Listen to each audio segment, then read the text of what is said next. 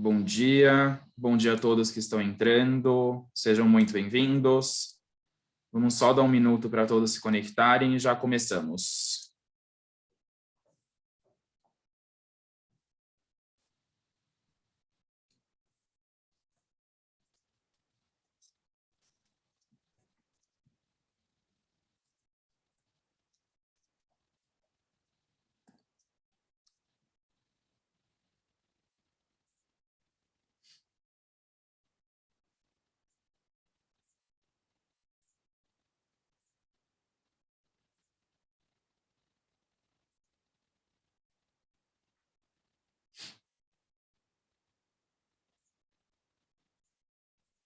Bom dia, sejam muito bem-vindos.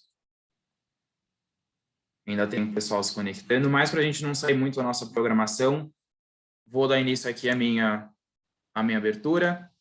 Então, sejam muito bem-vindos ao segundo dia da Supply Chain Week da Câmara Brasil-Alemanha. Então, ontem a gente realizou o primeiro evento, que foram 2 painéis. A gente falou com Continental, Gelita, Lances e BASF. E hoje a gente vai ter, então, 2 palestras ao longo dessa manhã. Então, a gente vai até meio-dia com vocês.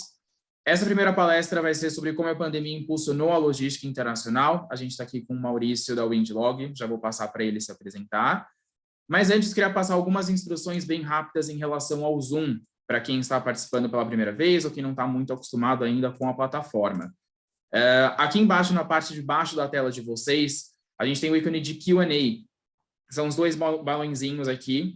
Durante todo o evento, fiquem 100% à vontade para enviar perguntas e comentários sobre o tema que vocês tenham por aqui, tá? Peço, por gentileza, que vocês concentrem todas as perguntas e comentários sobre as palestras que estão sendo realizadas no Q&A, que a gente vai ficar olhando aqui para passar para os palestrantes irem respondendo as perguntas de vocês, tá? Além disso, aqui embaixo tem o chat, também clássico de todas as plataformas. Peço que vocês concentrem no chat. Se tiver qualquer problema de conexão, de som, de imagem que vocês estejam percebendo, avisem pelo chat que a gente interfere e pausa a palestra para resolver o problema antes de continuar, tá? Então, vão ter esses dois ícones para vocês comentarem com a gente e estarem com a gente hoje. Peço que concentrem, então, todas as perguntas e comentários no Q&A e fiquem 100% à vontade ao longo de toda a manhã para enviarem aqui para a gente, que a gente vai responder o máximo que der, tá? Além disso, no final do evento, a gente vai ter uma pesquisa de satisfação bem rápida de 3 perguntas de múltipla escolha para vocês avaliarem os eventos que a gente está realizando, pois a gente está sempre tentando melhorar a qualidade das nossas iniciativas para vocês. Não vou me estender mais, já falei bastante. Se tiverem qualquer problema, qualquer sugestão, fiquem à vontade para enviar também pelo chat. Maurício, muito obrigado por estar com a gente hoje, é um prazer ter você e a participação da Wind aqui nessa semana de Supply Chain, e a palavra é sua. Ok. Pessoal, primeiramente, bom dia a todos. Meu nome é Maurício Jorge Carboni, tenho 52 anos, uma rápida apresentação. Tenho 33 anos de comércio exterior, tive uma boa bagagem mais no dia a dia no Brasil e também fora. Isso ajudou a gente a ter um pouco da vivência e o know-how numa área tão interessante que é a logística integrada, né, seja no Brasil ou fora. Isso faz com que a gente, dentro desse tempo todo, nós temos que obrigatoriamente ter que reciclar o nosso conhecimento. E a ideia hoje aqui é também fazer um agradecimento para o Guilherme Patino e o Guilherme Vieira, que fizeram esse convite para nós. Nós já fizemos algumas palestras presenciais na Câmara. Essa aqui é a primeira vez que a gente faz esse formato remoto. É uma tendência hoje em dia, mas eu acredito que todos possam aproveitar e vamos estar disponível para tirar qualquer tipo de dúvidas ou esclarecimentos. O tema é bem interessante, é um cenário que nós vivemos durante a pandemia. A logística integrada, como todo mundo sabe, ela não é uma ciência exata, ela muda com muita frequência. A gente tem mudanças desde decretos, portarias, instruções normativas. Nós temos problemas nos nossos países e nos outros países também tem. E as medidas sanitárias decorrentes do Covid-19 mudou muito o posicionamento das empresas na sua gestão de embarques de mercadorias, independente do modal, se for marítimo, aéreo ou rodoviário. Então, hoje, os lead times das operações, eles ficaram muito mais curtos, né? E, consequentemente, aumentaram-se muito os níveis de problemas de atraso, problemas de produção, problemas de desembaraço aduaneiro em ambos os países, seja na origem ou no destino. Isso fez com que nós, profissionais, tivemos que rever com a nossa equipe toda essa parte de posicionamento e gestão. O que isso reflete na prática? Quando uma empresa importadora adquiria um produto no exterior, ela, antes da pandemia, ela tinha um itinerário de datas mais ou menos prevista, desde o momento da compra até o momento do embarque, até a chegada aqui no Brasil, até o desembaraço e até o momento que a carga chegava na planta dela, para ela realmente ou distribuir essa mercadoria ou produzir algum outro bem. E durante a pandemia, nós tivemos que reciclar junto com os nossos clientes todo esse entendimento, porque a operação como um todo, o que já não era exato, ela ficou muito mais impreciso. Então, nós tivemos, nesses 2 anos, uma reciclagem geral nos posicionamentos, nos conhecimentos e nas instruções, não somente no Brasil, mas também com os nossos parceiros lá fora. Como todo mundo sabe, nós somos um agente de carga, né? O Indilog é uma empresa bem conceituada no mercado, e isso faz com que a gente tenha que, o tempo inteiro, tem que monitorar o tipo de informação e instrução que a gente tem que passar para os nossos fornecedores lá fora, seja quando nós estamos falando de uma exportação ou de uma importação. Todos nós sabemos, né? Nós somos medidos, infelizmente, pelos nossos erros e pelos nossos acertos. Só que hoje em dia, cada vez que a gente fala de um erro ou algum desentendimento na parte da logística, reflete diretamente em custos logísticos não previstos, desde uma armazenagem excessiva, desde uma demurrage, desde uma multa por algum documento não ter sido feito de uma forma correta. Isso faz com que, dentro de um cenário onde o dólar aumentou, a carga tributária ela é alta e toda essa ineficiência da logística fez com que os custos finais de uma importação elas se perderam no decorrer desses 2 anos. Então, o que nós estamos trazendo para vocês aqui? Nós fizemos, assim por dizer, uma cartilha de alguns fundamentos que nós entendermos nesse aprendizado de 2 anos, né? E a gente gostaria de compartilhar com vocês. Para quem não sabe, a Wind foi responsável por aproximadamente 30% de todas as cargas destinadas ao combate ao coronavírus, desde kits de testes, máscaras, vacinas, etc. E são cargas atípicas, porque são cargas que demandam desde uma gestão no aeroporto, desde controle de temperatura, ou desde gestão em conexões de algum voo, caso você perca algum voo em conexão. Então, são cargas que, se uma carga normal ela não pode ocorrer nenhum tipo de problema, esse tipo de mercadoria, ela potencializa a parte de controle e gestão, seja no país de embarque, seja na conexão, ou quando a carga chega aqui no Brasil. Não adianta você ter uma logística com muita eficiência na parte do transporte, se a parte de gestão documental e estrutural entre partes não esteja na mesma sintonia. Por que eu falo isso? A carga, em qualquer momento que você não tem um controle, não tem uma gestão, seja através do seu parceiro na origem, seja na parte da conexão do voo, ou no momento que ela chega no aeroporto, essa carga ela tem toda um controle de temperatura e manuseio. Quem vai fazer esse controle final é o próprio importador, no momento que ele vai receber o produto, para depois entregar para seus laboratórios, para suas farmácias e assim por diante. Então, essa cadeia reversa, ela é muito importante, porque um trabalho pode ser jogado fora se caso alguma dessas etapas não forem diretamente monitoradas, tá? Então, vamos lá. Eu vou compartilhar aqui os links com vocês, que eu acho bastante interessante.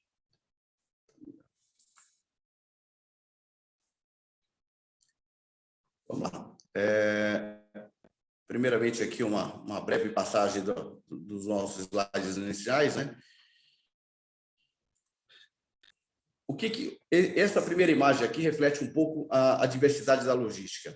Nós temos, além do cenário da pandemia nesses 2 anos, nós tivemos agora, estamos tendo, né, a guerra na Ucrânia, que tem afetado diretamente o cenário logístico global na parte de serviços, na parte de disponibilidade de voos, navios, não somente para a Rússia, mas para toda a Europa que faça alguma conexão com esse país. Nós estamos vendo aqui a imagem do Antonov, o A225, que foi destruído durante agora a guerra da Rússia, né, da Ucrânia. E por que nós trouxemos essa imagem? Porque dentro de toda a diversidade que foi a pandemia nesses 2 anos, no início de 2020, nós contratamos essa aeronave para trazer, nós afretamos essa aeronave inteira para trazer um kit de máscaras e kit de testes de Covid-19. Então, por que eu gostaria de passar a imprevisibilidade que é a logística hoje em dia? Por mais que as empresas se programem para fazer um embarque, fazer um desembaraço da mercadoria, o cenário da diversidade de opções de embarque e carregamento, elas podem mudar de um dia para outro. Ou seja, há 2 anos atrás, nós tínhamos essa própria aeronave disponível para o mercado de fretes, para fazer qualquer tipo de transporte, seja fretamento parcial ou total, e nós fechamos essa aeronave e hoje nós já não temos essa disponibilidade. O que isso reflete para os importadores finais? É que cada vez mais nós, prestadores de serviço, temos sempre que encontrar uma alternativa para atender os nossos clientes, mesmo que ocorra um problema nessa magnitude. Ou seja, se você da noite para o dia, você contava com uma companhia aérea que tinha um avião exclusivo para ser fretado, e de um dia para o outro essa aeronave deixou de ser operada, você vai ter que realmente encontrar no mercado algum outro tipo de aeronave que atenda dentro da quantidade prevista para embarque, incluindo as conexões. Então, como eu falei no início dessa palestra, por mais que todos nós sabemos que a logística não é uma ciência exata, durante esses 2 anos de pandemia, além das medidas sanitárias, além dos problemas de excesso de carga e falta de serviço, a guerra ainda ajudou a contribuir ainda mais para um problema nas opções de embarque. Eu estou dando exemplo aqui no modal aéreo, mas isso certamente se estende também para o modal marítimo ou para qualquer outro tipo de serviço, tá? Hoje nós atendemos um grande exportador de alimentos para a Rússia, que por questões óbvias, os armadores deixaram de operar na Rússia enquanto tiver um momento de guerra. Qual foi a alternativa que nós encontramos? Foi embarcar cargas para o norte da Europa, através de Rotterdam, Le Havre, Antuérpia, algum desses portos. A carga era desembaraçada nesses países e depois elas eram transportadas de trem ou de caminhão perto da fronteira com a Rússia. Então, qual é a ideia de passar esse fundamento? Que nós, prestadores de serviço, não podemos ficar limitados apenas a uma opção de serviço quando o mercado nos oferece, seja um serviço aéreo ou marítimo. Então, nós temos que estar constantemente buscando alternativas de serviço para atender nossos clientes de uma forma segura e confiável, tá? Aqui a foto, rapidamente, desse Antonov, descarregando as nossas cargas em 2020, onde o avião estava 100% afretado para nós. Esse avião chegou em Goiânia, e foi uma operação muito complexa, que até acabou sendo divulgado na mídia. Então, isso, para nós, trouxe uma visibilidade muito positiva para a empresa, mas, ao mesmo tempo, lhe traz uma responsabilidade dobrada, porque você tem que trabalhar com toda a parte, desde operação em terra, no aeroporto de origem, no aeroporto de conexão e também no aeroporto de destino. Isso fez com que nós conseguimos atender todas as demandas dentro dos prazos combinados e dentro também da sua garantia de que os produtos entregues estavam dentro da sua validade de uso. Não teve nenhuma afetabilidade no seu controle de temperatura ou algum tipo de derivado, tá? Aqui nós tivemos, aqui para fins de exemplo, um outro slide. Hoje, os modais, para quem não tem muito conhecimento, nós temos, em média, 40 a 50 tipos de sinistros marítimos no decorrer do ano. Ou seja, muitas embarcações pegam fogo, muitas embarcações afundam ou precisam ser rebocadas. Isso também afeta o transporte diretamente de mercadorias, independente do tipo de carga que nós estamos falando. Aqui nós podemos olhar uma embarcação que pegou fogo agora no início do ano. Nós tivemos 2 acidentes já esse ano, um contendo veículos de alto luxo e outro máquinas e equipamentos. E hoje, quando você analisa um tipo de problema desse, O ponto em questão não é a mercadoria estar assegurada. Estar assegurada é nada mais do que uma obrigação firmada entre comprador e vendedor. O problema não é o ressarcimento da despesa em questão. O problema é quanto tempo vai demorar para aquele fabricante conseguir produzir novamente esse bem ou esse produto final para em si realizar um outro embarque e essa mercadoria que chegue até o destino final. Toda vez que nós temos esse cenário, o maior prejudicado será sempre o importador final ou nós consumidores que vamos adquirir esse produto.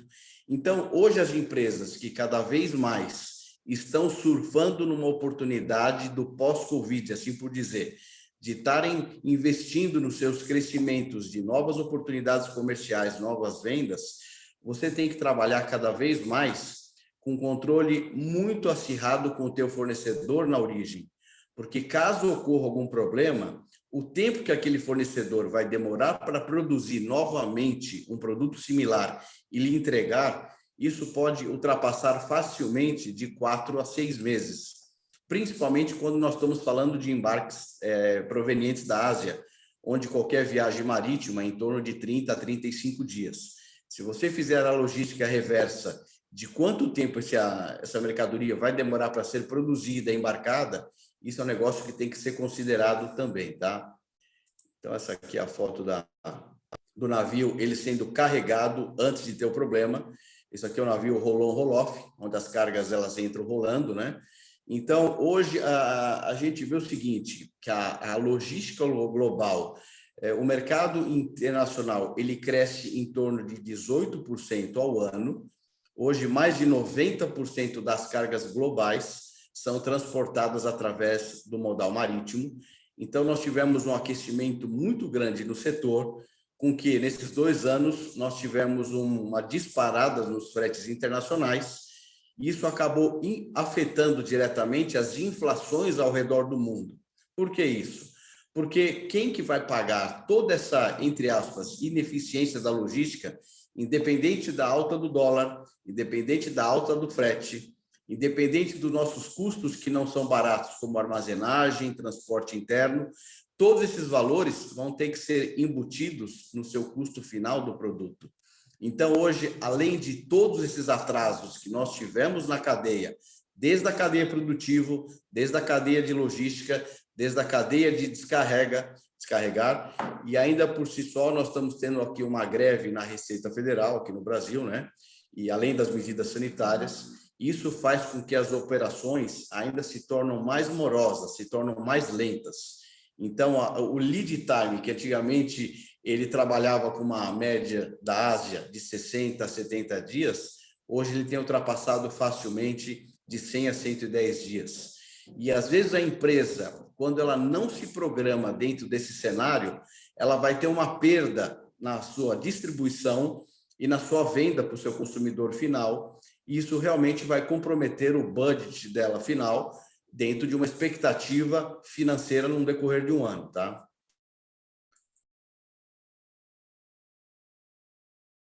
Vou mudar o slide aqui. Vamos lá. Vamos lá.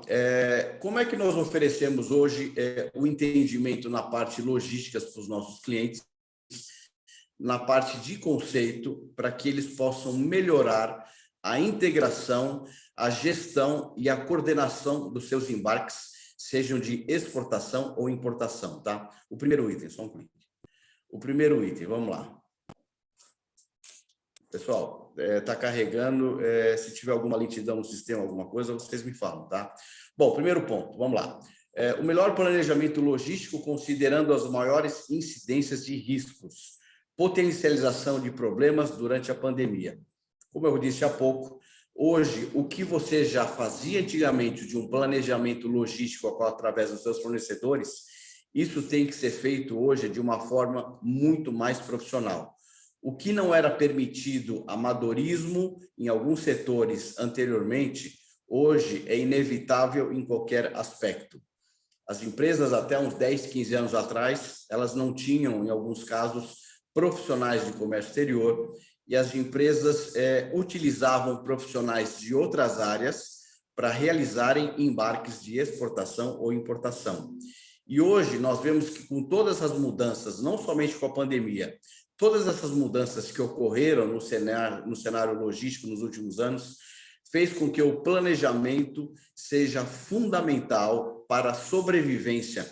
Eu não digo nem atingir budgets previstos, eu digo por questão de sobrevivência.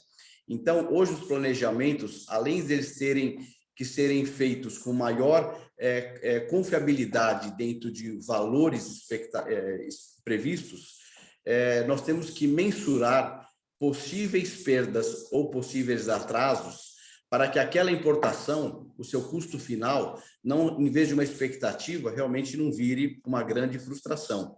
Então, hoje, a pandemia, ela realmente potencializou desde atrasos, desde problemas sanitários entre as alfândegas. Nós olhamos muito a parte da aduana no Brasil, mas a aduana global também sofreu muitas mudanças e muitos atrasos nas suas conferências documentais e físicas. Por exemplo, hoje todo mundo acompanhando o fechamento dos portos chineses. A China está fechada, vai fazer um mês. Então, durante esse período, as empresas aqui no Brasil que necessitavam receber as suas mercadorias não vão conseguir receber. Consequentemente, algumas linhas fabris vão se parar nos próximos períodos, né?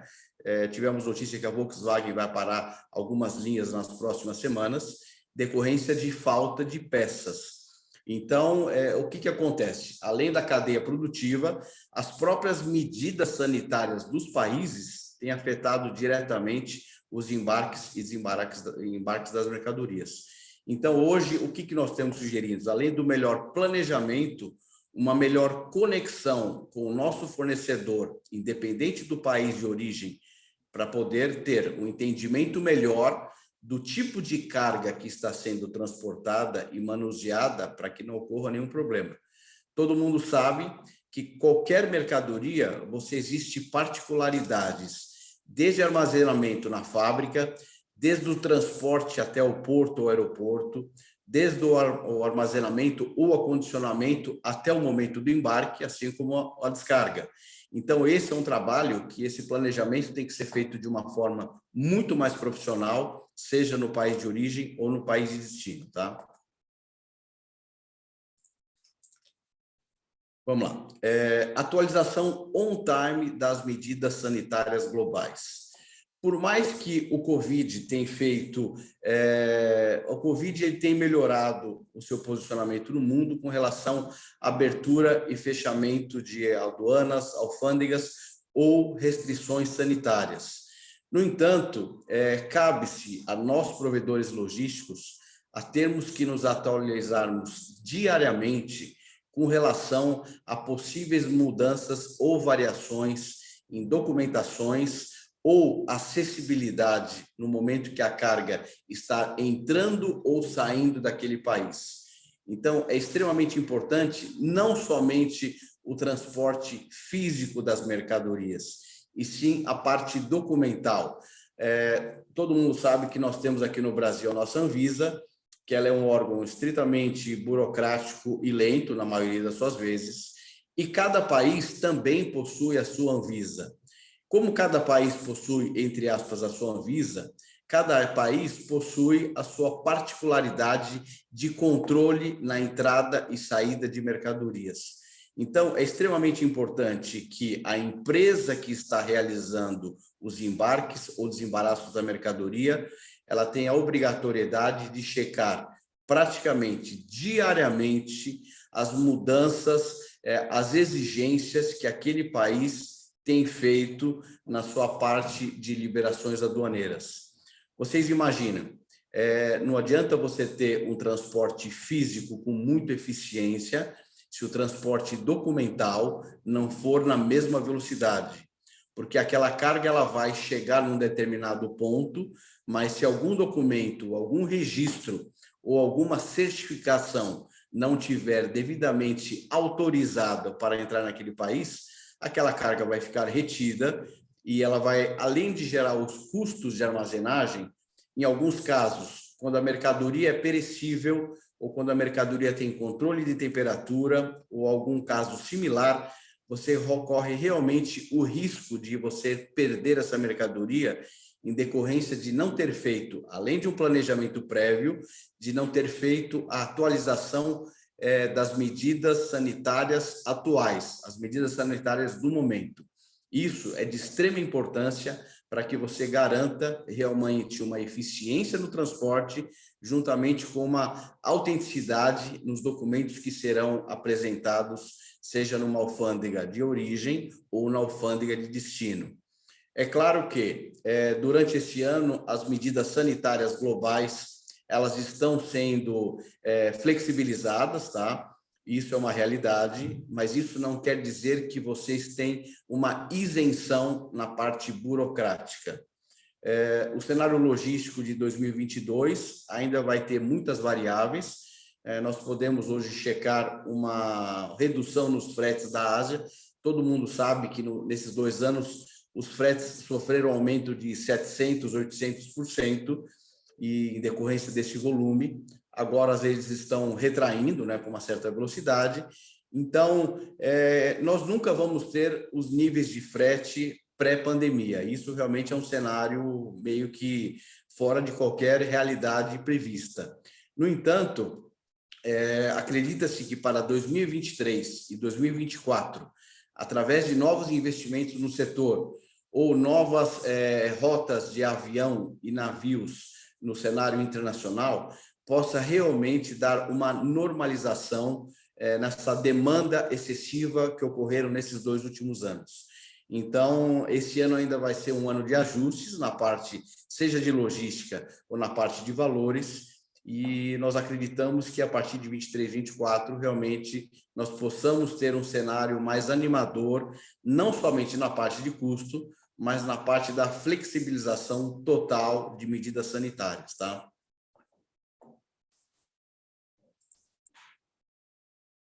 Vamos lá. Um outro ponto, intensificar a comunicação do staff com os agentes, fornecedores e exportadores.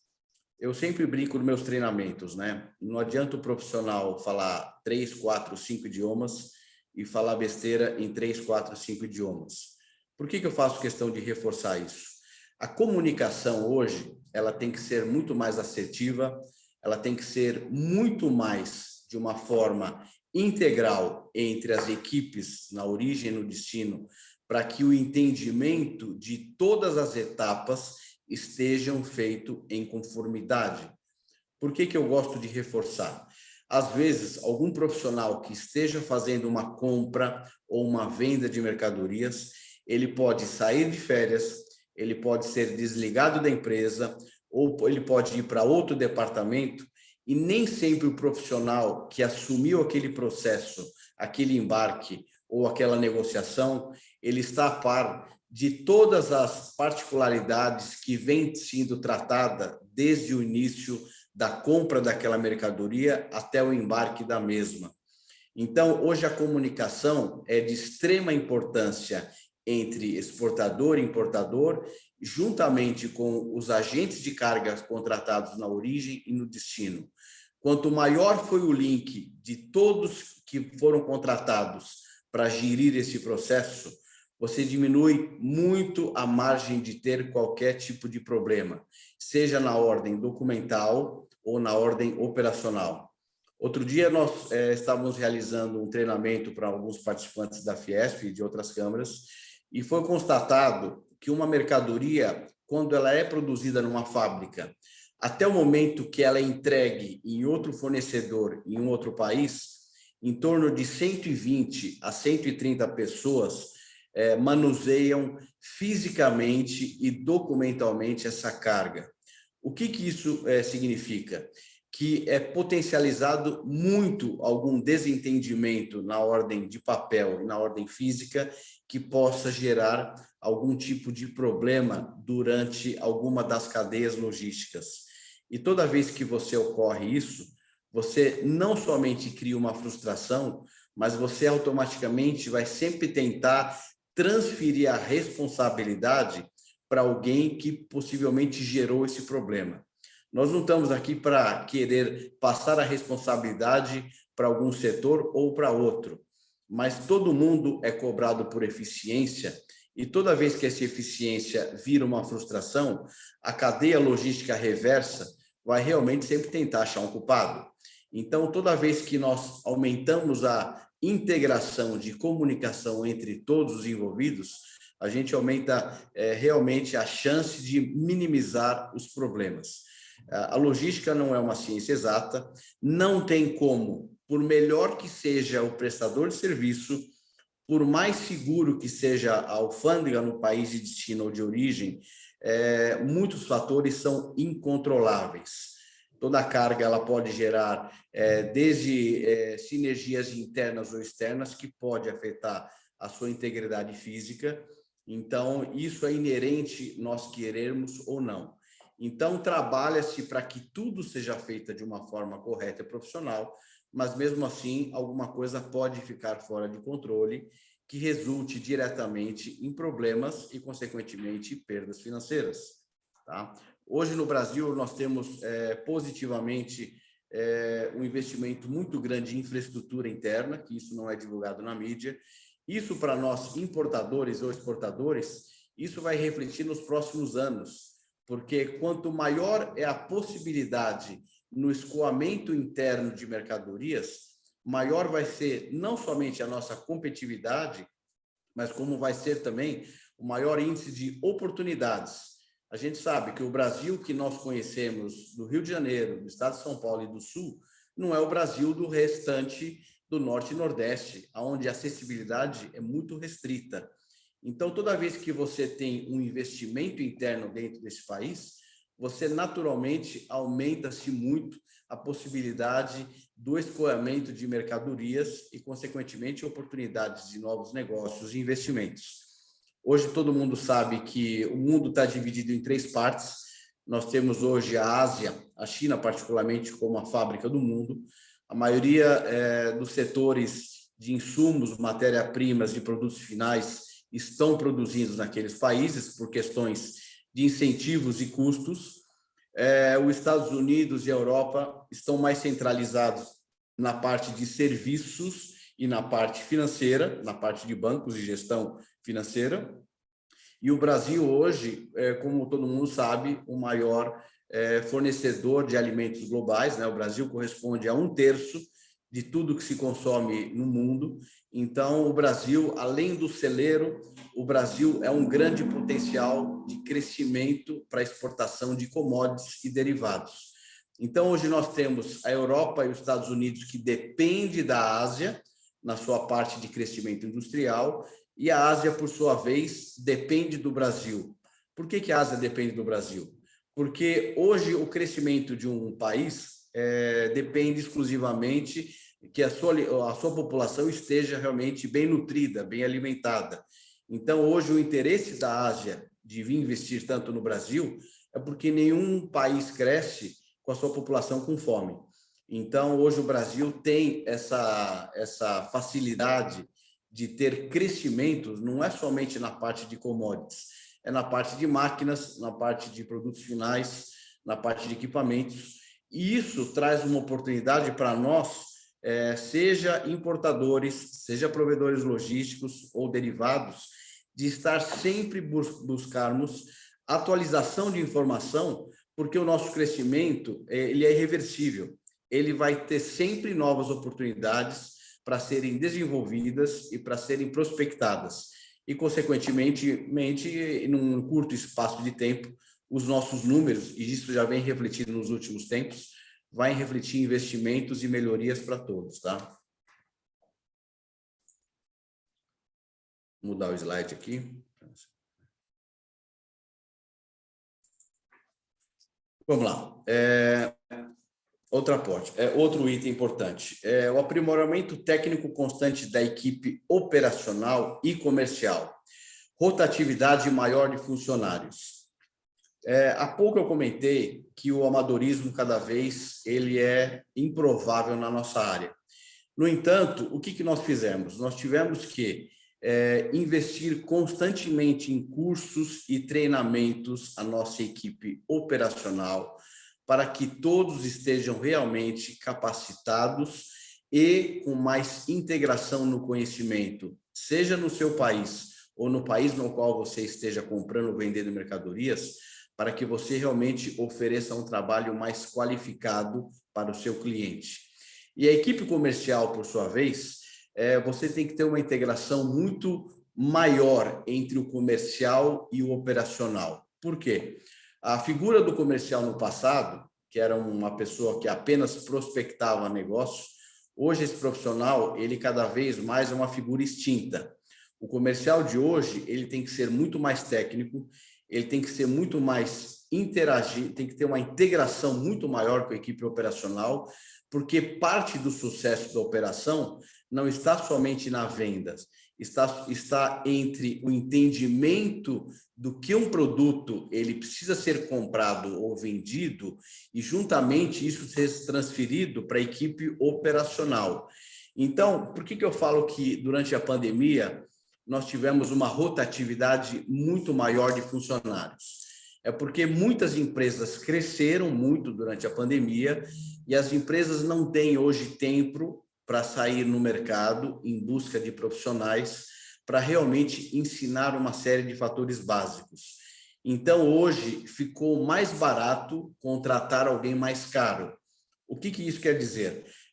Nós notamos no mercado, seja na parte de prestação de serviço ou na parte da indústria, nós tivemos uma rotatividade muito maior, onde a qualificação técnica proporcionou muitas vantagens para alguns profissionais. Então, nós tivemos uma dança de cadeiras muito grande, assim, em todos os segmentos. Então, isso teve uma valorização nos passes dos profissionais mais qualificados. E isso, realmente, num espaço curto de tempo, você traduz em melhorias financeiras para a empresa. Porque essa onda do Covid, no início do Covid, nós todos acreditávamos que nós íamos ter que demitir pessoas, iam entrar numa recessão brava, e foi exatamente o contrário.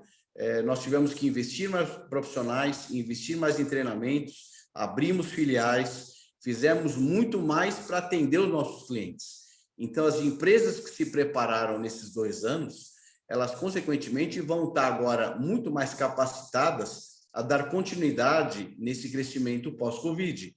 Então, hoje, as equipes comerciais, elas realmente têm que ter, obrigatoriamente, uma integração, um conhecimento maior com a sua equipe operacional. Então, essa rotatividade de funcionários é uma coisa que nós estamos percebendo muito, isso independente do ramo de atuação, tá, pessoal? Então, o que nós temos feito também, além de investir melhor na nossa equipe, realmente nós tivemos que o quê? Fazer um reposicionamento interno de profissionais para tentar melhorar não somente a integração, mas a capacitação de algumas pessoas para outros segmentos. Isso realmente, num cenário curto e médio prazo, isso mostrou que nós acertamos mais, porque o cliente hoje, ele não é apenas um comprador de serviços e produtos, ele é um comprador de conhecimento técnico. É claro que a pandemia fez com que as empresas refletissem todos os seus canais de compras e negociações, por questões óbvias. Nós tivemos, que nem eu disse há pouco, aumento do frete, aumento da armazenagem, aumento do transporte interno decorrente do combustível. Então, os profissionais, eles têm que encontrar alternativas de não somente melhorar a eficiência, mas melhorar o entendimento e, consequentemente, a redução desses custos logísticos ou produtivos, tá? Então, esse é um ponto importante no nosso ponto de vista. Vamos lá.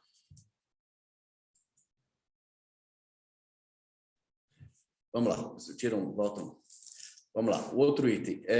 Buscar serviços multimodais em países vizinhos ao destinatário final. Como eu dei o exemplo da Rússia, o provedor logístico ele tem que se adaptar a questões geográficas, não somente ao país no qual você está mandando ou recebendo a mercadoria. A pandemia nos fez trabalhar com países vizinhos ao destinatário final, a fim de encontrar eficiências e possibilidades no escoamento, na distribuição e na entrega de mercadorias. Então, hoje, as medidas sanitárias, a parte de incentivo entre os países, proporcionou o trânsito aduaneiro entre países para que você possa entregar a sua mercadoria, não digo nem num tempo mais rápido, mas como sendo uma outra alternativa de serviço para poder realmente cumprir um contrato de compra e venda. Todos nós sabemos que dentro do Incoterm acordado, seja numa exportação ou numa importação, os importadores sempre vão pagar toda a conta da logística. Eu sempre reforço isso. Muita gente não tem essa visão, mas os importadores sempre pagam toda a conta, independente do Incoterm.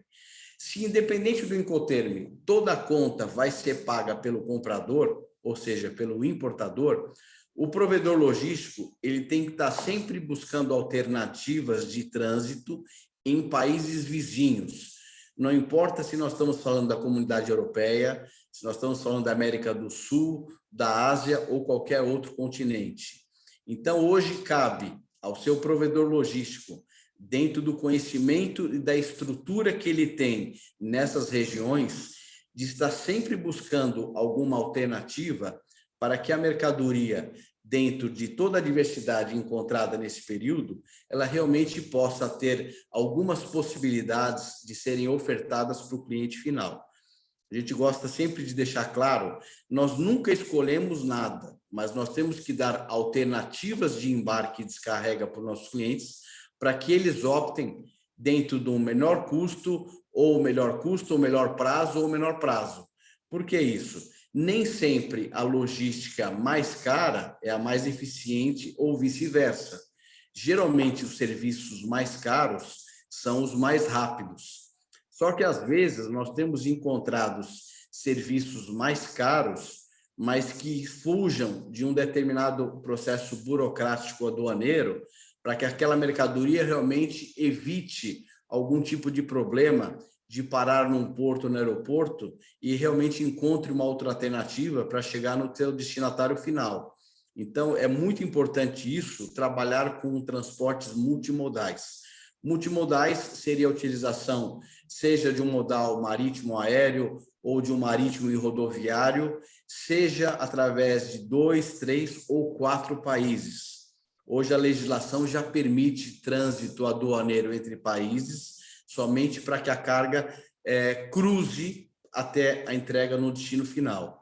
Esse é um tipo de trabalho que a gente tem feito. É lógico que cada país tem a sua particularidade, cada país tem a sua burocracia na parte de permitir ou não o trânsito aduaneiro.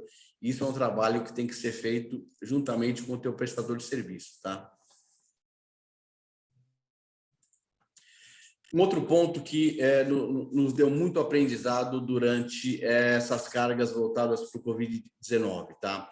É o gerenciamento intenso no controle de temperatura das mercadorias, nas conexões e transbordos. Por que eu faço questão de falar isso?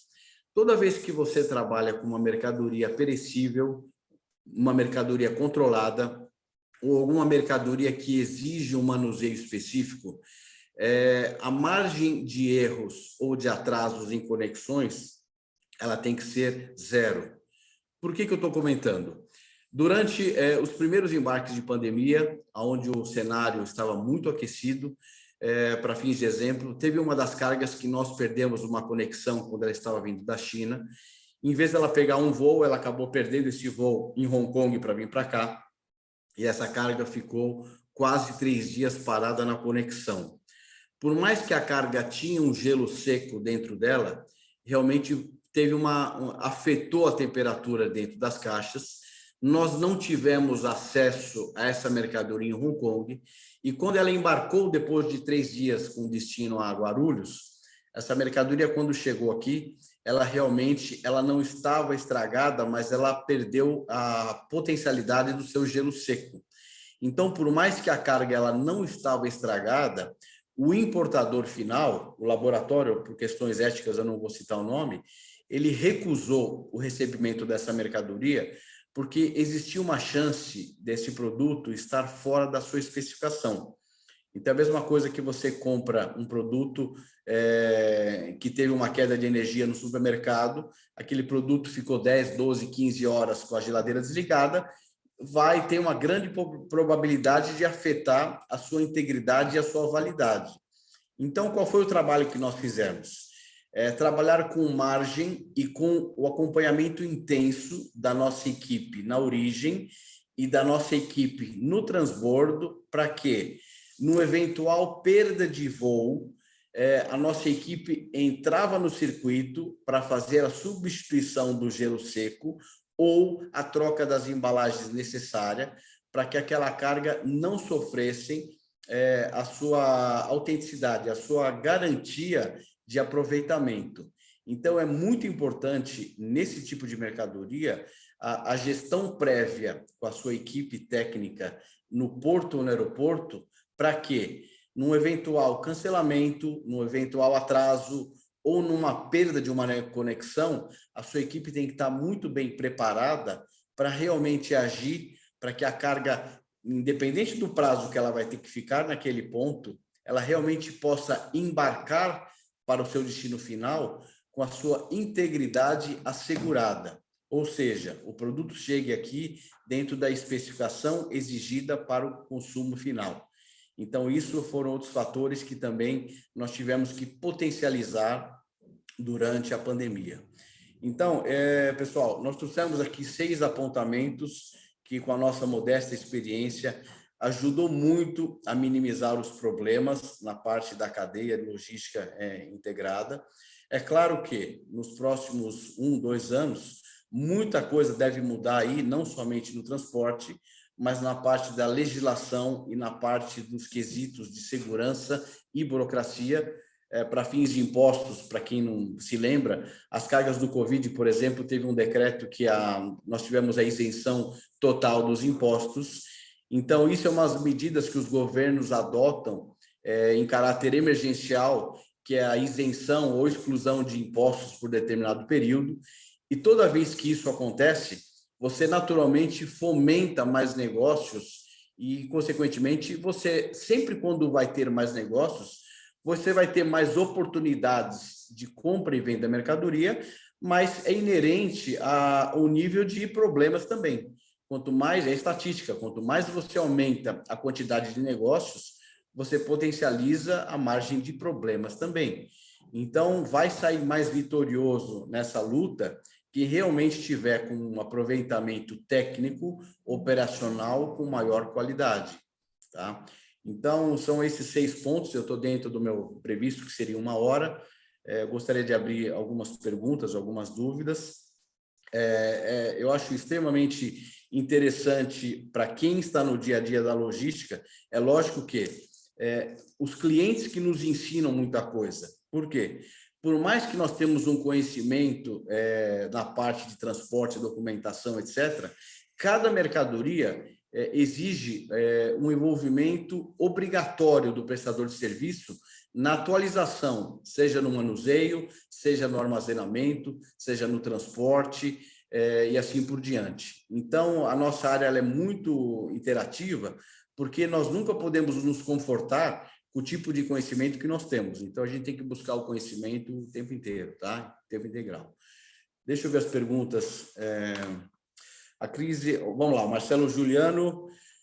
Vamos lá, primeira pergunta, João Lucas. Como devemos prosseguir num processo ex-works? Vamos lá. Primeiramente, no processo ex-works, o comprador ele é obrigatoriamente responsável por toda a cadeia logística, desde o momento que a mercadoria sai do fornecedor final. Muita gente não sabe, mas numa operação ex-works, a própria colocação da carga do chão da fábrica para dentro do caminhão, isso já compete ao próprio importador e não ao exportador. Então, como é que nós fazemos nas operações ex-works? Nós levantamos o maior nível de informações possíveis da mercadoria, tipo de embalagens, quantidade, peso, tipos de manuseio, e nós trabalhamos com o nosso escritório na origem a fim de que ele possa dentro desse entendimento, realmente apresentar uma proposta comercial e segura, incluindo o transporte da mercadoria da fábrica até o porto ou aeroporto, efetuar o desembaraço aduaneiro, verificar toda a parte de certificações, como se fosse uma Anvisa local ou derivados, e efetuar o embarque na sua naturalidade e integridade. A empresa aqui no Brasil, ela tem que dar continuidade nesse processo da mesma forma profissional, tá? Então, quando você contrata um agente de carga para trabalhar numa operação ex-works, ele é diretamente e indiretamente responsável por toda a cadeia logística, desde que as informações sejam transmitidas para ele de uma forma certa. O nosso trabalho depende muito da autenticidade das informações que são passadas para nós. Talvez vocês não saibam, mas parte desses acidentes marítimos que ocorreram em 2022, esses 2 navios que afundaram, inclusive, foram mercadorias não declaradas a bordo que geraram reações e pegaram fogo. Então, ou seja, o desconhecimento da informação é que gerou o problema de inflamabilidade durante o transporte da carga. Tá? Então, o processo ex-works, ele compete ao importador a fazer a análise dos 3 cenários. Análise do cenário de custos e a responsabilidade no país de origem, o segundo, no modal internacional, com a contratação do seguro, e o terceiro, toda a operacionalidade no país de destino. No caso, exemplo, numa importação no Brasil, desde a parte da aduaneiro, a parte documental, a parte de alfândega, capatazias, movimentação portuária, aeroportuária, até que a encarga chegue no teu destino final, tá? Qualquer dúvida, pode perguntar novamente. Vamos lá, Marcelo Juliano. A crise sanitária provocada pelo Covid, a guerra da Rússia vis à Ucrânia e o embate comercial entre Estados Unidos e China levaram a mudanças na geopolítica e nas relações entre países? Sim, exatamente. Infelizmente, nós vamos ter uma queda no nosso PIB em algumas oportunidades comerciais, decorrência da guerra da Rússia e a Ucrânia. Muita gente fala, pô, Maurício, mas quer dizer que eu vou ter postos de trabalho aqui cancelados em decorrência de uma greve lá em outro canto do mundo? Sim, é bem provável. Eu dei exemplo de uma grande fabricante de alimentos que nós fazíamos 100% da operação de exportação para a Rússia e agora boa parte dessa carga foi cancelada, apenas 30% nós estamos embarcando via norte da Europa, 70% da carga não está sendo embarcada. Se a carga não está sendo embarcada, o exportador brasileiro ou ele vai ter que encontrar um outro fornecedor que compre esse produto lá fora, ou ele vai ter que não produzir o produto, consequentemente, ele vai ter que ou demitir pessoas ou encontrar uma outra alternativa. Então, realmente, as crises sanitárias do Covid mudaram o posicionamento de todas as alfândegas no redor do mundo e a própria guerra mudou a disponibilidade de serviços, não somente da Rússia, mas também da Europa para o mundo, incluindo a Ásia e vice-versa. Então, muitos armadores que operavam, o leste europeu operava a região da Rússia e Ucrânia, não estão operando. Então, é menos serviço, é menos alternativas de embarque que nós temos para aquela região. Então, isso faz com que nós, profissionais, temos que, dentro do que tem disponível, encontrar alguma alternativa para atender nossos clientes, tá? Vamos lá, Marcelo Juliano, outra coisa. Nesse novo cenário, quais são os novos conhecimentos que um profissional de comércio exterior precisa ter para conseguir atender os seus clientes? Boa pergunta, Marcelo. Vamos lá. Independente do Covid ou independente da guerra, hoje, o profissional ele tem que ter um pouco de conhecimento de todas as áreas. O profissional, ele tem que, inicialmente, ele tem que ter o conhecimento de 3 fatores básicos. Qual que é? Ele tem que dominar, basicamente, as oportunidades, as particularidades e dificuldades no país no qual ele reside. Então, ou seja, o Brasil ainda é um país de extrema burocracia na sua importação e nós temos muita facilidade na sua exportação. Então, o profissional tem que conhecer a particularidade do seu país, o profissional tem que conhecer a fundo os produtos e as oportunidades no qual a empresa que ele trabalha, o que ele pode ajudar a desenvolver novos mercados na empresa no qual ele trabalha. E o terceiro ponto é ter o maior nível de informações com o país no qual ele pretende comprar ou vender mercadoria. Se o profissional ele tiver essa integração dessas três informações, ele, consequentemente, ele vai melhorar muito o conhecimento e a oportunidade de negócios. É lógico que o profissional que estiver antenado, ele tem que participar de feiras. É lógico que as feiras internacionais ou nacionais, nesses 2 anos de pandemia, elas praticamente se encerraram, né? Nós não tivemos feiras, mas o setor está retomando com muita força agora. Então, toda vez que nós participamos de feira, nós atualizamos o nosso conhecimento, seja da parte técnica, seja da parte comercial, seja a parte de entender o que os nossos concorrentes estão se posicionando perante o mercado. Isso é muito importante. Não adianta nós termos um estudo de mercado sem também nós entendermos o posicionamento dos nossos concorrentes. Então, hoje, o profissional de comércio exterior, ele tem que ser cada vez mais complexo na sua reciclagem de conhecimento. Então, até pouco tempo atrás, o profissional de comércio exterior, ele tinha uma vantagem se ele tinha 1 ou 2 idiomas a mais. Foi o que eu disse no início, não adianta o profissional ter 1, 2, 3 idiomas e falar besteira em 1, 2, 3 idiomas. Então, realmente, o conhecimento técnico aprofundado é que vai ajudar realmente ele ter um conhecimento maior. Eu gostaria de deixar aqui aberto o meu contato também. Eu faço palestras de 10 temas técnicos do comércio exterior. Eu faço palestras na Fiesp, na Ciesp, na Câmara Alemã, já fizemos algumas vezes, portuguesa, espanhola. Se alguém tiver interesse, eu faço questão de poder ajudá-los. Por quê?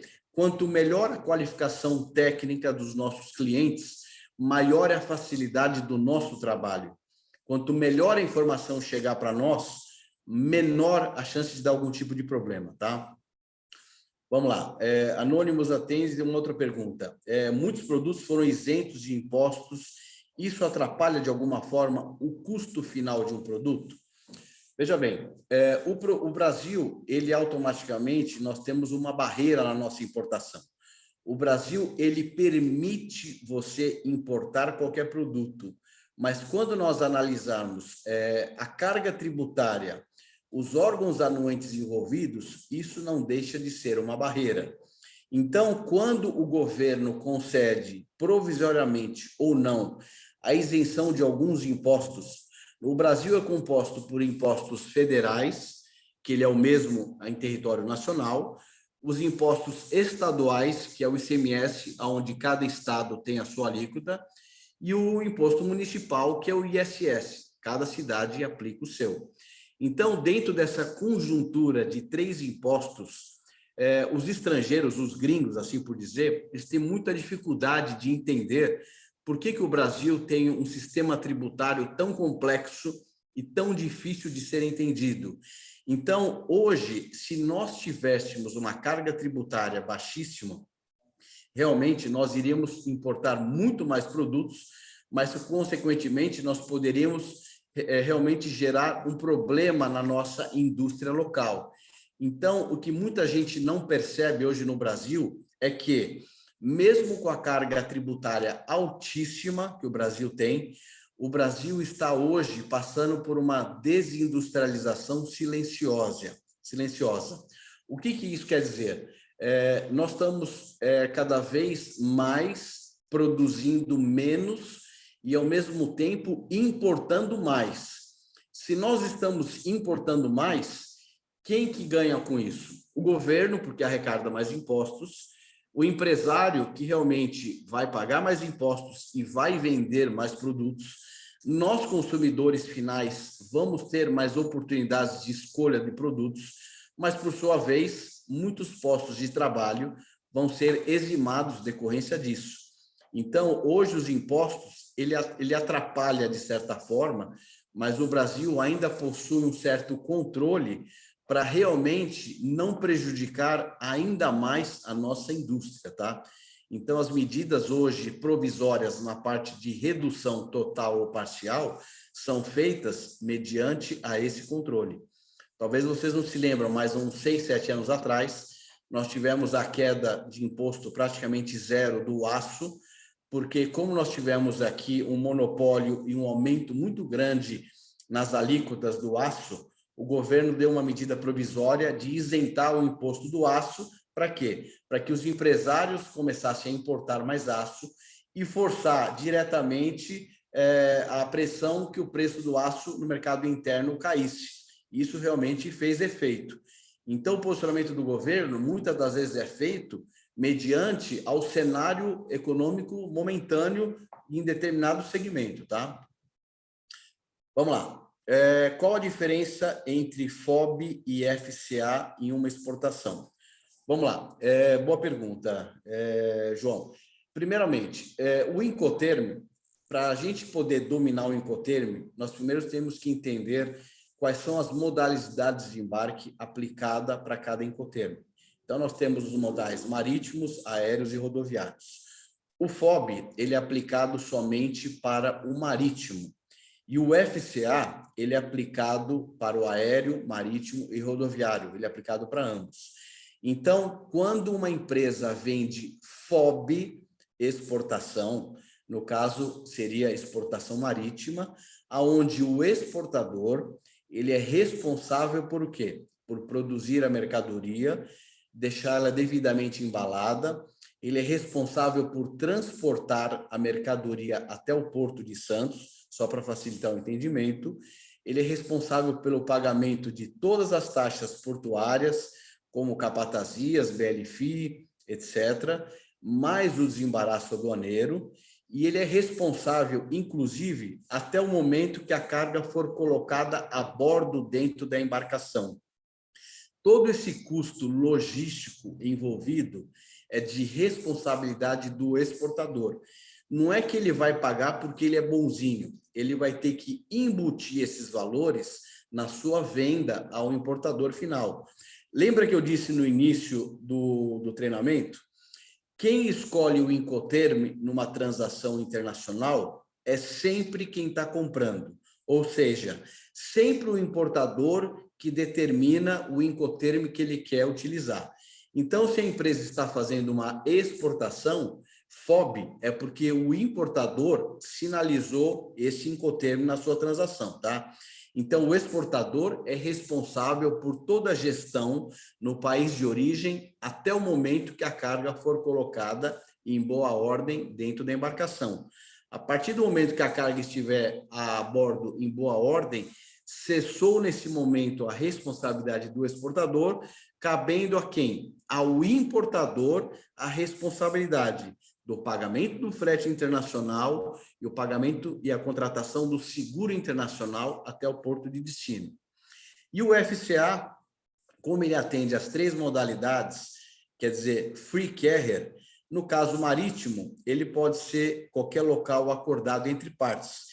Então, a carga pode ser entregue seja no porto ou seja em qualquer outra localidade. No momento que a carga for entregue nesse ponto acordado entre partes, o importador assume a gestão dali para frente, incluindo a mesma coisa, o frete internacional e o seguro internacional. No caso do FCA aéreo, 95% das nossas exportações, o FCA é sempre no aeroporto. Então, cabe ao exportador o quê? A entregar a mercadoria até o aeroporto de embarque, com todas as despesas devidamente pagas. Daquele momento para frente, fica por conta do importador, tá? E no FCA, no rodoviário internacional, o local de entrega é o local firmado entre comprador e vendedor. Então, vamos supor que a carga ela vai para a Argentina, a empresa está localizada em São Paulo. Vamos supor que o importador ele pediu FCA Uruguaiana. Uruguaiana é a fronteira com a Argentina. Então, se o exportador ele está vendendo, ele vai ter que entregar FCA Uruguaiana, o exportador vai ser responsável por além de produzir a mercadoria, embalar ela adequadamente, ele vai ter que contratar um caminhão para entregar a carga até a Uruguaiana. Se a carga se acidentar, roubar, qualquer tipo de problema até a Uruguaiana, ainda compete a responsabilidade do exportador. No momento que ela for entregue nesse ponto em Uruguaiana, encerrou a responsabilidade do exportador, passa-se a responsabilidade do importador, tá? Então, um dos temas que eu faço é exatamente os Incoterms 2020. Muita gente não sabe, mas o Ex-Works, hoje, existe 3 modalidades, que antigamente era apenas uma. Hoje foi homologado o FCA Fábrica, que ele é diferente do Ex-Works, e para quem tiver interesse, eu posso, uma hora, fazer um treinamento apenas de Incoterms, tá? Que é bem válido. Outra pergunta do João Lucas: devo considerar que ambas são o mesmo processo de despacho? Sim, o despacho aduaneiro, independente do modal, se aéreo, marítimo, embarque, ele sempre tem que ser feito no país de origem, assim como a carga, quando vai para um outro país, ela tem que ser feita para sua nacionalização.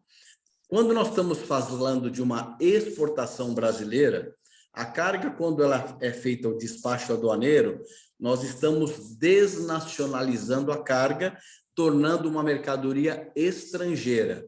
Então, quando a carga ela é desembaraçada num porto ou num aeroporto ou numa fronteira, você está deixando aquela mercadoria de ser brasileira para que ela possa ter capacidade de adentrar em outro país de uma forma legal.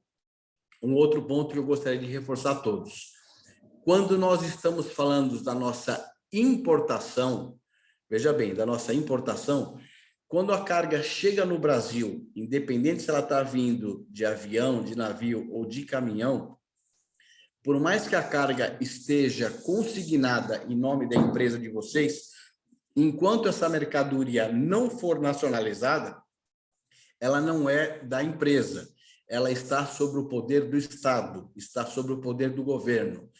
Tanto é que, se você não efetuar o pagamento dos impostos, das taxas, dos tributos, a carga ela pode ir para perdimento, a Receita ela pode doar, incinerar, pode leiloar, então a carga não é sua. Então, lembrando, a carga, quando chega no Brasil, ela é uma mercadoria estrangeira, a carga só passa a ser do importador no momento que ela for nacionalizada, no momento que ela liquidar os seus impostos com o fisco. No momento que a empresa efetuar o pagamento dos impostos, nesse momento, sim, a carga pertence ao importador e ela virou uma carga nacionalizada, tá? Então, pessoal, tem alguma outra pergunta, alguma outra dúvida? Eu gostaria de deixar o meu contato também, meu e-mail é mauricio@windlog, tudo junto.com.br. Tá? Qualquer dúvida que precisar, seja através da câmera ou pessoalmente, eu estou disponível para poder ajudar, tá? Ótimo, obrigado, Maurício. Pessoal, deixei o e-mail do Maurício, que ele acabou de falar, mandei aqui no chat também, para quem quiser copiar, então fique à vontade para entrar em contato com ele, mas também qualquer coisa falem com a câmera que a gente passa o contato dele, vai ser um prazer. Maurício, muito obrigado pela sua apresentação, foi excelente, como sempre, um conteúdo incrível que você e a Wind trazem em todos os eventos que a gente realiza com vocês. Foi um grande prazer ter você aqui com a gente, muito obrigado. Imagina, obrigado, Guilherme Patino, prazer, Renato, nos conhecermos antes. Estou à disposição para qualquer tipo de dúvida, esclarecimento, de outra alternativa lá para frente, é só nos contactar, tá bom? Ótimo, obrigado, Maurício. Obrigado pela oportunidade. Pessoal, obrigado. Bom, pessoal, então agora a gente vai para o nosso segundo tema do dia, que é cadeia de suprimento sustentável. A gente vai ter, então, a apresentação do Renato, da BASF. Quem estava participando ontem, ele estava como moderador dos debates, hoje vai ser um dos palestrantes. Então, Renato, primeiro, muito obrigado por ter aceitado fazer a palestra para a gente hoje, e a palavra é sua. Obrigado, Guilherme. Bom dia a todos. Para quem não estava ontem, sou Renato Lantin, sou diretor de supply chain na BASF. Tenho 20 anos de BASF e mais de 25 anos aí na carreira de supply. Sou engenheiro químico de formação, mas entrei nessa dinâmica de supply lá atrás e é um tópico que é apaixonante, né? Sou apaixonado pela pela carreira de supply e pela evolução que o dia a dia dela nos permite, né? E conversando um pouco com o Guilherme sobre essa semana, falamos um pouquinho sobre cadeias de valores sustentáveis, né? O famoso ESG.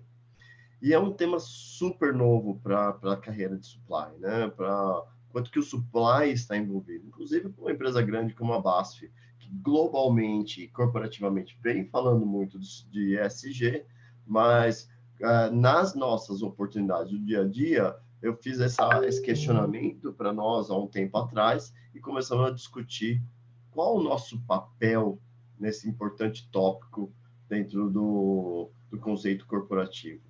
Então, nessa jornada de supply, eu acho que é uma grande oportunidade. O supply tem uma característica, talvez, especialmente até durante a pandemia, de ser apagadores de incêndios. Temos bombeiro tentando ajustar o processo no meio aí de toda essa turbulência. Porém, se a gente só apagar incêndio, qual que é o rol estratégico que o supply pode trazer na companhia? Então, qual que é essa legacy, qual o nosso legado de supply chain que a gente pode e deve olhar dentro dos nossos processos, e especialmente quando olhamos o tema de ESG, ele é fundamental para a sustentabilidade dos negócios das nossas empresas. Então, o que eu vou trazer um pouco aqui de compartilhar, é importante também ressaltar que a gente também está engatinhando nesse processo, mas já é uma discussão dentro dos meus times. Né? E aí eu trouxe aqui um panorama um pouco de algumas informações que a gente vem trazendo, venho participando de alguns fóruns de ESG da cadeia de supply, e a ideia é compartilhar um pouquinho algumas informações que nós temos. Eu só sou um pouco complexo com o Zoom, eu vou tentar compartilhar minha tela, e aí eu já...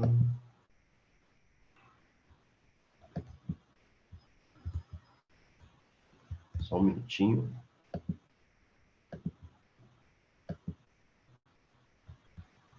Quando vocês estiverem vendo, vocês me avisam. Tá compartilhando, só não está em modo apresentação.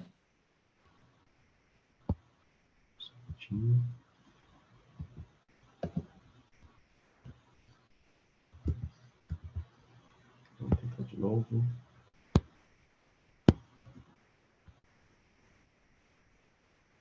Tá certinho, Guilherme? Agora não está compartilhando, Renato. Agora está carregando. Agora foi, tudo certo. Legal. Então, vamos lá e fiquem à vontade de ir mandando dúvidas, perguntas no Q&A. Eu acho que o grande valor desse bate-papo vai ser a nossa interação nessa jornada, né? E aí, talvez, só para contextualizar, né, o ESG, o quanto que todos nós sabemos do ESG, né? O ESG é uma sigla nova, não é uma sigla nova, mas ganhou bastante tração recentemente.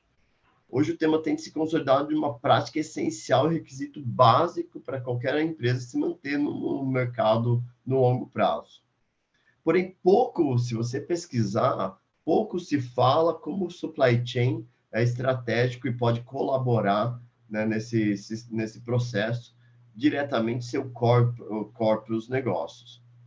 Então, o que é o ESG? O E é de environment, de ambiental, trata muito de mudanças climáticas, emissões de carbono, ecoeficiência, energia renovável, gestão de resíduos. O S de social, né, de social, de direitos humanos, força do trabalho, diversidades, relações com a comunidade, satisfação do cliente, como a gente se relaciona com as pessoas. Peço desculpa que eu peguei uma gripe, ontem vocês devem ter percebido, quanto mais eu falo, mais ataca minha garganta, peço desculpas. E a governança, relacionamento com os stakeholders, remunerações, políticas de anticorrupção, ética. Então, acho que são práticas interessantes. E quando eu, Renato, pessoalmente, eu quero trabalhar numa empresa que olha esses 3 pilares de forma sustentável, né, de forma correta. E aí, muitas vezes, quando a gente olha isso, a gente sempre pensa lá na área corporativa, que está tocando isso de uma certa forma e que alguém está olhando e a gente, profissional de supply, não deveria estar se olhando muito. E aí, eu peguei uma palestra que eu participei recentemente do Itaú, só voltado sobre ESG, bem interessante, uma palestra longa. E aí ele coloca que, como eu já tinha comentado antes, são tendências que não param de crescer, né? A maioria das empresas vem olhando esse tema de forma prioritária. Porém, eu queria trazer aqui um outro aspecto. O aspecto também dos nós consumidores. Nós consumidores, de forma geral, 74% dos brasileiros dizem que preferem comprar produtos de empresas sustentáveis, que tenha claramente políticas sustentáveis. Mil desculpas. 80% dos brasileiros afirmam que estão dispostos a pagar até 10% a mais por um produto sustentável. 16% das empresas falam que tem melhores resultados de responsabilidade social quando tem políticas estáveis.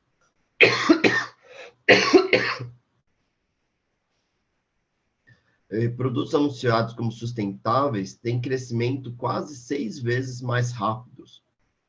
Por isso que várias empresas têm claramente metas ambiciosas de ter mais produtos sustentáveis, de ir fazendo trocas da sua cadeia de produtos para produtos mais novos.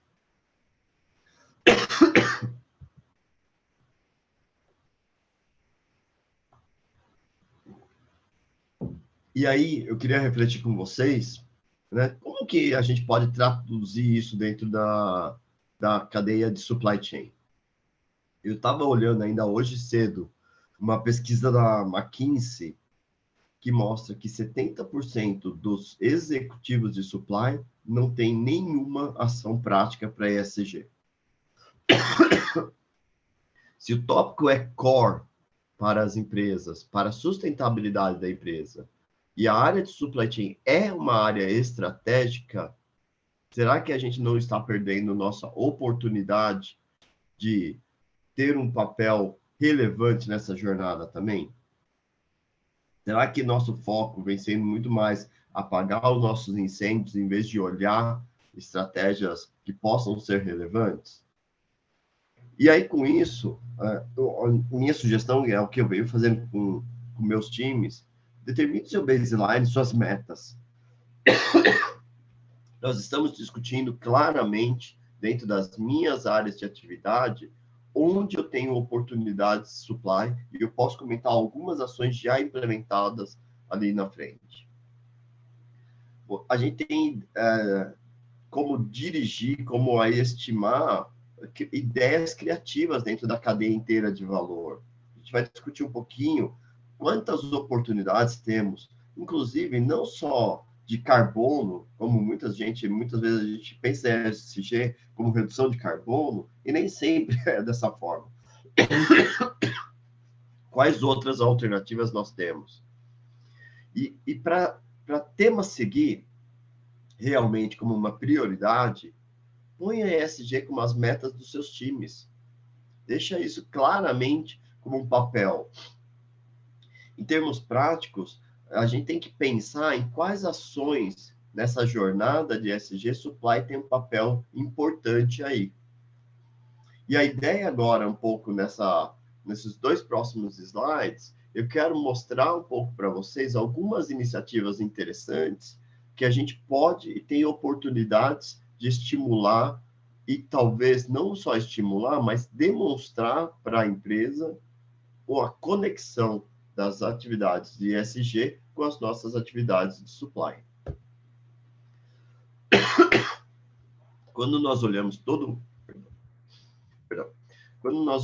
o processo, né, desde a compra de matérias-primas, fornecedores, a nossa distribuição até o nosso produto, será que a gente não tem uma rede forte aí de impactação positiva com os nossos fornecedores, com nossos clientes, com nossos colaboradores, né?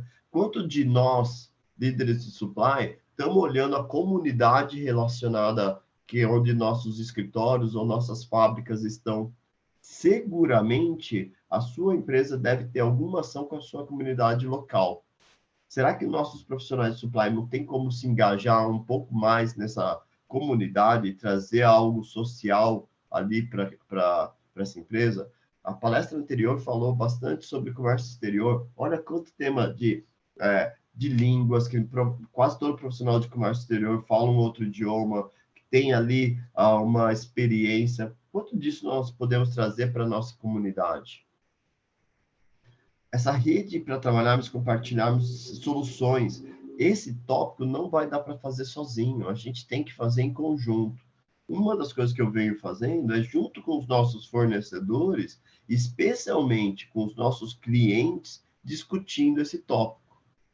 Eu envolvi a nossa área de SG corporativa e estamos discutindo dentro do grupo que já tinha ações muito mais voltadas a produtos, e quais são as alternativas que a gente pode trazer para a supply. Quando começamos essa discussão, nenhum dos nossos contatos praticamente tinha pensado em fazer essa extensão para as operações de logística e de supply. E começamos agora uma conversa, onde que dentro da comunidade a gente poderia estimular ações interessantes. Como falava um pouco anterior, né? Como podemos interagir com as pessoas da nossa comunidade? Incrementar ali ações interessantes. Dentro da BASF, a gente tem algumas parcerias com as comunidades e o nosso time ou ajuda com associações, tem grupo de voluntariados que nós criamos, no sentido de ajudar a comunidade nos processos. E esse engajamento é muito interessante. No começo pensei que ia ter um esforço forte para o engajamento das pessoas e, na verdade, veio o contrário. Muita gente com vontade de ajudar, especialmente com grupos de voluntariados, com times de voluntariados. Muito das ações de ESG, quando você procura para supply, está totalmente voltado a transporte. Poucas ações até agora voltadas a embalagens, a insumos.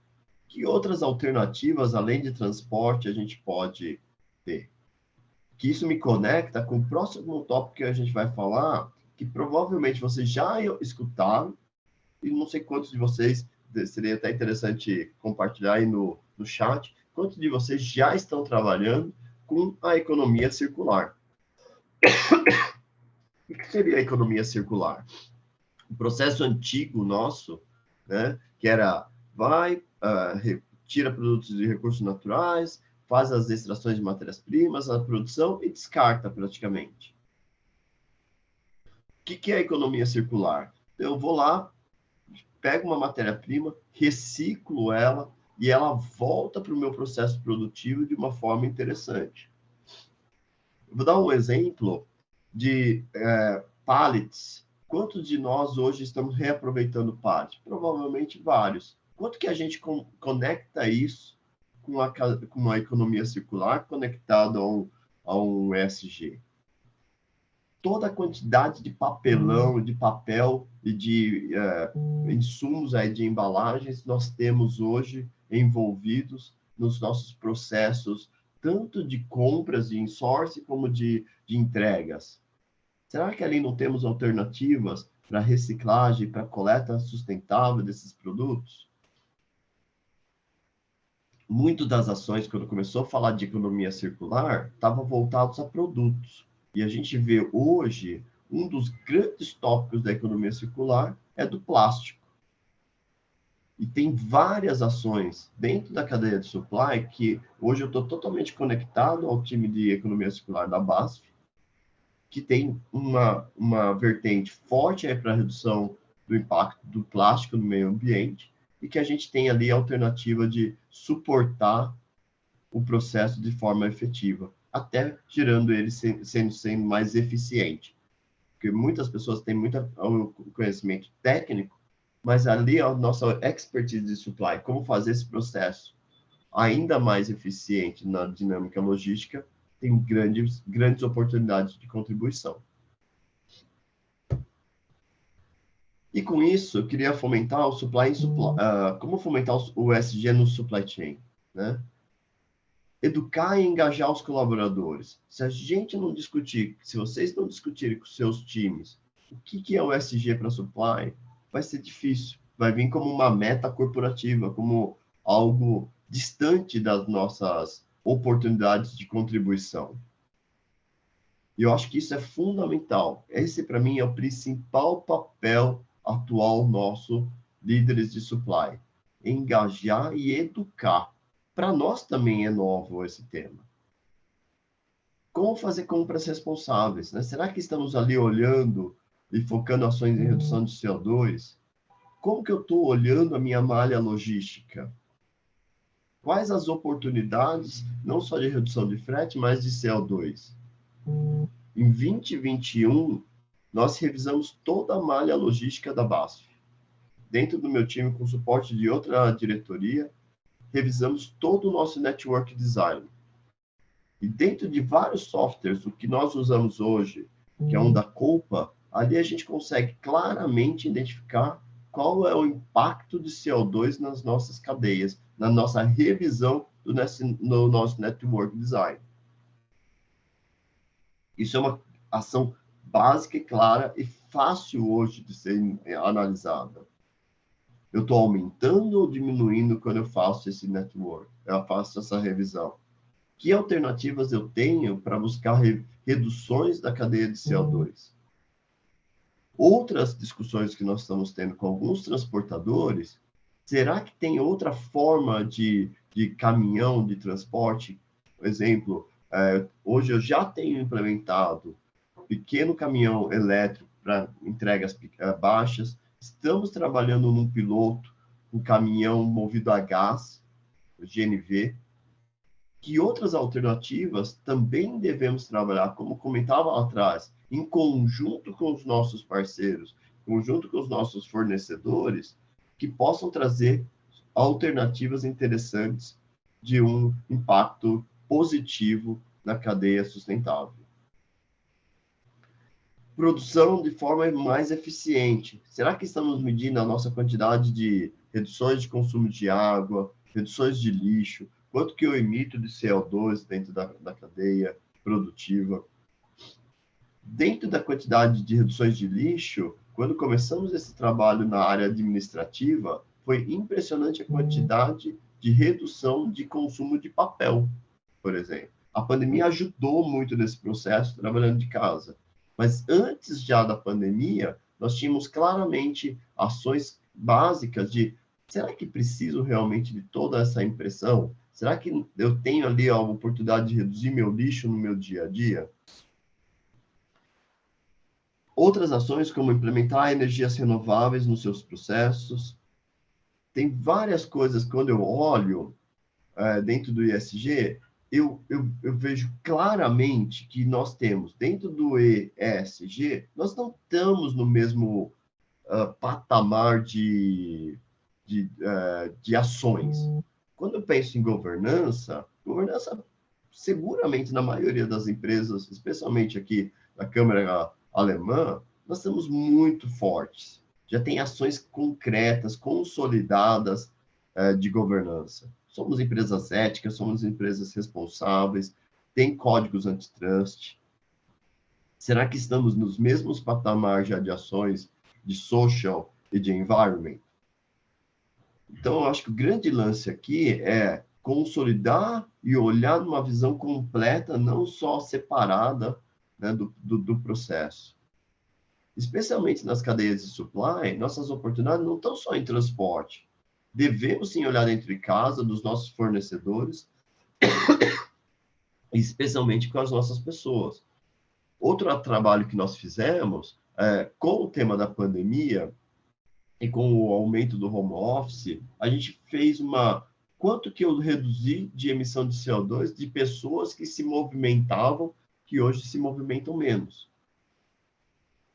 Então, quais as oportunidades? Em quase todas as nossas tarefas, a gente tem alguma forma de mostrar algum impacto positivo ou negativo. Porém, aí tentar buscar nessa reversão. E quando falamos em pessoas, ontem nós falamos muito do profissional, vamos falar ainda mais amanhã do profissional de supply, mas ontem nas nossas interações falamos qual fundamental profissional de supply vem sendo. E com certeza, uma coisa interessante que saiu do nosso time e que não era esperado, quando eu tirei o profissional e eu engajei ele fazendo atividades não do dia a dia, isso reduziu, inclusive, o nível de estresse.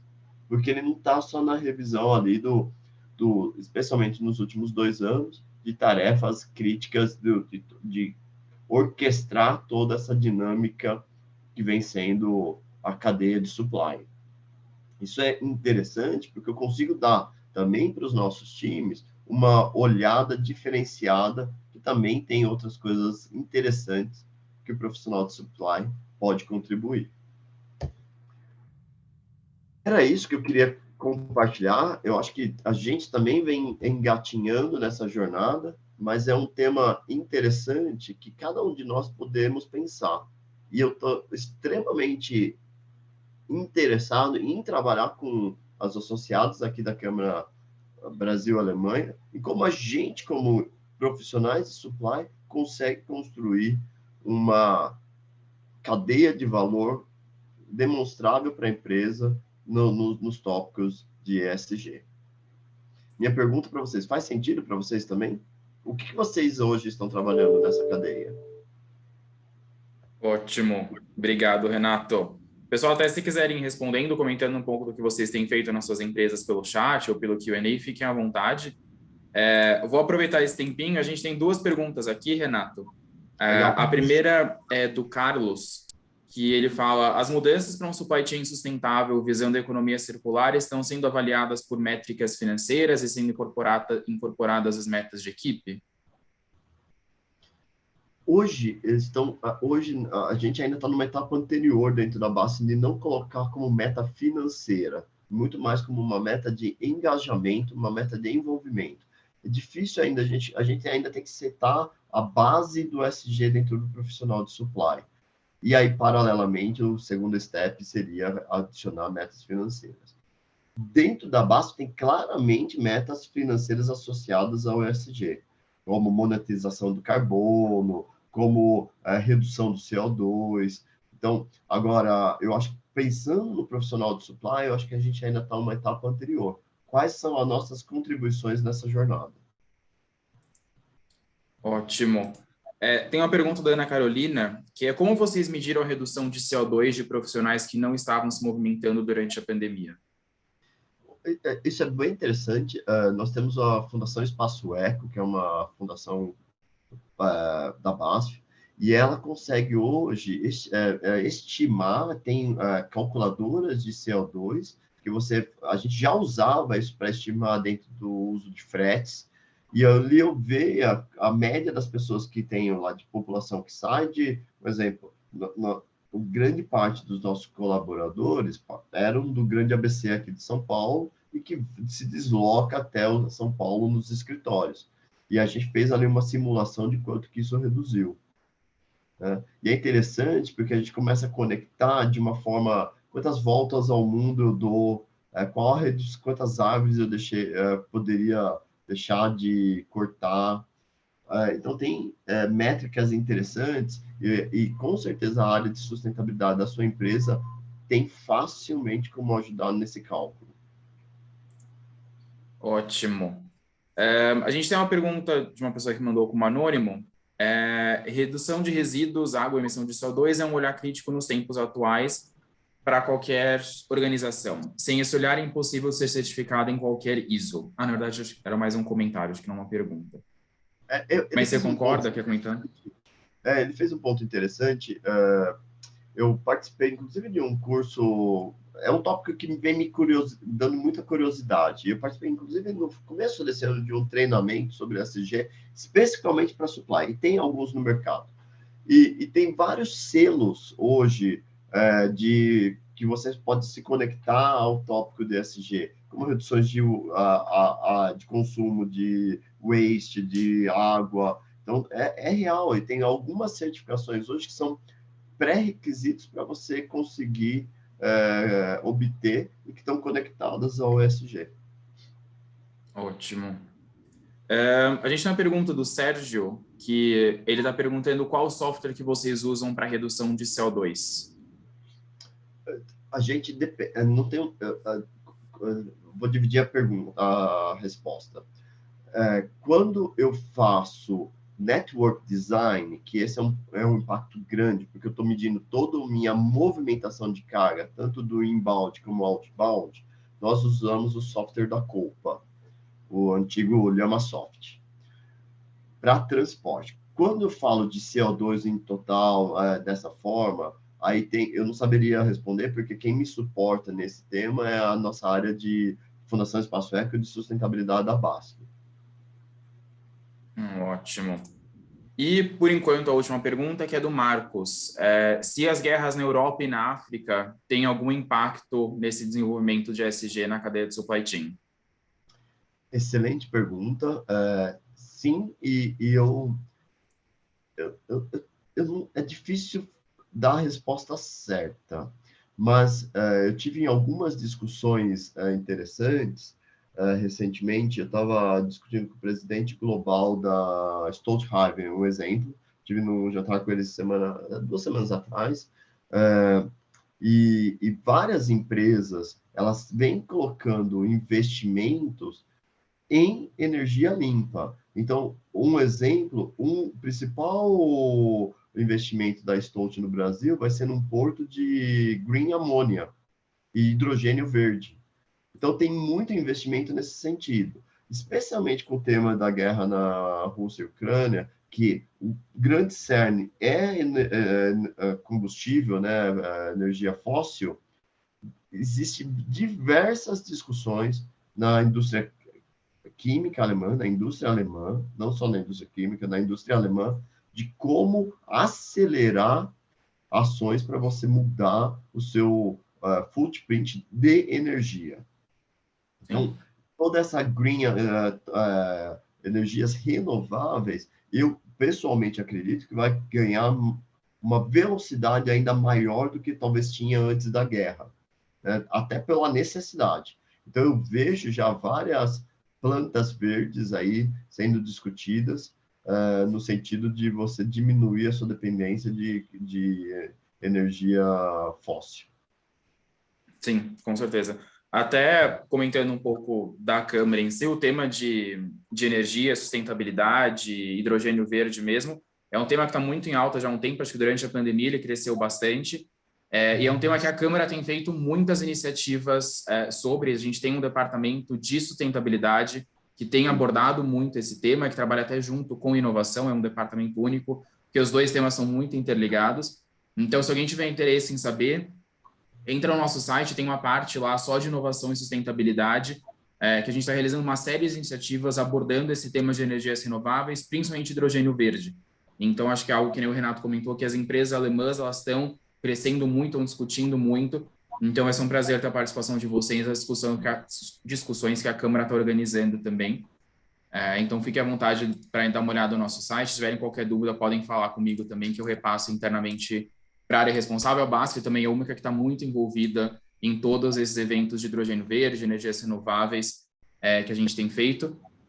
Até tem um comentário aqui da Ana no chat, de que energias renováveis é algo que todos deveriam estar em pauta por conta de custo e oportunidade.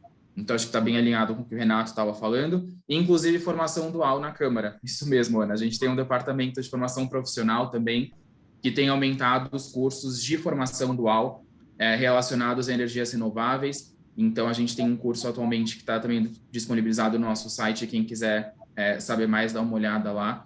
Também vai ser um prazer ter a participação de vocês.